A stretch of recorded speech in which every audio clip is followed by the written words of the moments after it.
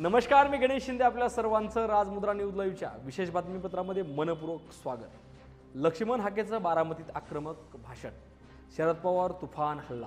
बारामतीकरांनी बीडमध्ये जाऊन ज्या जरांगेच्या बेकायदा मागण्याला पाठिंबा दिला, जरांगेचं आंदोलन उभं केलं, हे सगळं पाप, ओबीसीचं आरक्षण घालवण्याचं पाप हे शरदचंद्रजी पवारांनी डायरेक्ट केलं आणि इनडायरेक्ट अजितदादा पवारांनी केलं. डायरेक्ट शरदचंद्रजी पवारांनी हे जरांगी नावाचं भूत ओबीसींच्या मानगुटीवर बसवलं. जीआर द्वारे आता रांग लावून ओबीसी मध्ये हे मराठी घुसतील. साधारणपणे 1 महिन्यानंतर ओबीसीचं आरक्षण संपुष्टात आलेलं असेल. IPS महिला अधिकाऱ्याला झापलं. आता व्हायरल व्हिडिओवर अजित पवारांची पहिली प्रतिक्रिया. स्पष्टच बोलली DCM. अखेर सर्व स्तरातून टीका होऊ लागल्याने अजित पवारांची एक्सवर पोस्ट आपली भूमिका स्पष्ट केली. राज्यातील 1 लाख होमिओपॅथी डॉक्टरांना दिलासा. CCMP कोर्स केलेल्या डॉक्टरांची MMC मध्ये नोंद होणार. उच्च न्यायालयाचा निर्णय लक्षात घेता राज्य सरकारच्या वैद्यकीय शिक्षण व औषधी द्रव्य विभागाने आज अधिकृत आदेश काढत CCMP कोर्स पूर्ण केलेल्या होमिओपॅथी डॉक्टरांची नोंद MMC च्या स्वतंत्र नोंदवहीत करण्याचे निर्देश दिले आहेत. मध्यंतरी होमिओपॅथी डॉक्टर विरुद्ध ॲलोपॅथी डॉक्टर्स असा संघर्ष ही बघायला मिळाला होता. आता सरकारच्या आदेशाने राज्यातील 1 लाख होमिओपॅथी डॉक्टरांना दिलासा मिळाला आहे. राज्य सरकारच्या या निर्णयाने स्वागत करत अनेक होमिओपॅथी डॉक्टर्स संघटनांनी समाधान व्यक्त केलं आहे. मुख्यमंत्री फार चतुर, चाणाक्ष आरक्षणावरून दोन्ही समाजाला खेळवण्याचं काम पद्धतशीरपणे केलंय. काँग्रेस नेत्याचा आरोप.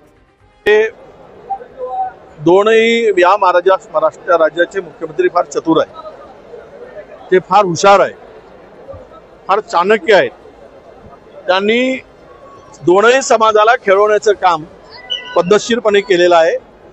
जो जीआर काढला त्याचा अर्थ काहीच लागत नाही आणि ओबीसीला काय दिलं हेच कळत नाही.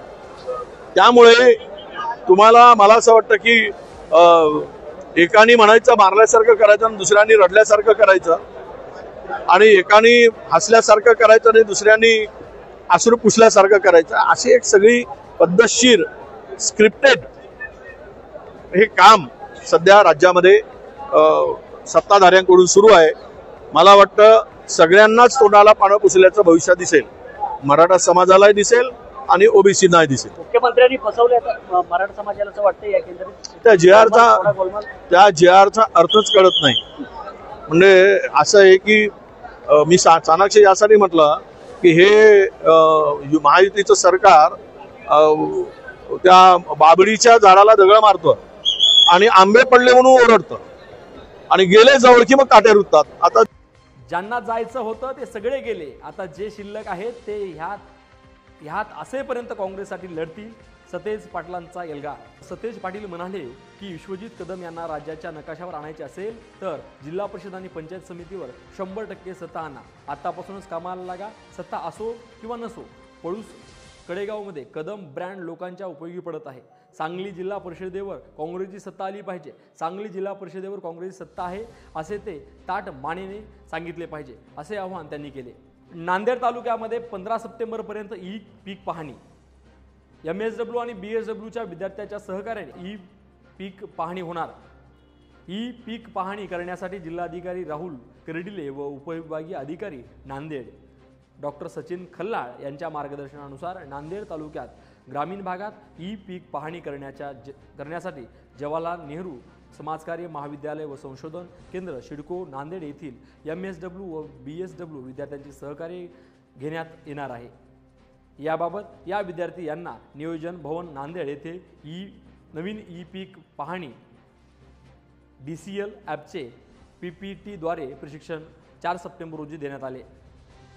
तहसीलदार नांदेड संजय वारकड यांनी विद्यार्थ्यांना मार्गदर्शन करून 15 सप्टेंबर 2025 पर्यंत शेतकरी लॉग इन मधून पीक पाहणी पूर्ण करून घेण्याबाबत सूचना केल्या. पीक पाहणीच्या अनुषंगाने तहसील कार्यालयाच्या वतीने सर्व BSW व MSWच्या विद्यार्थ्यांचे प्रशिक्षण देण्यात आले. नांदेड शहरामध्ये लागलीच 2-3 महिन्यामध्ये महापालिकेच्या निवडणुका असल्या कारणाने त्यांचा संपूर्ण विभाग रचना जारी करण्यात आला आहे.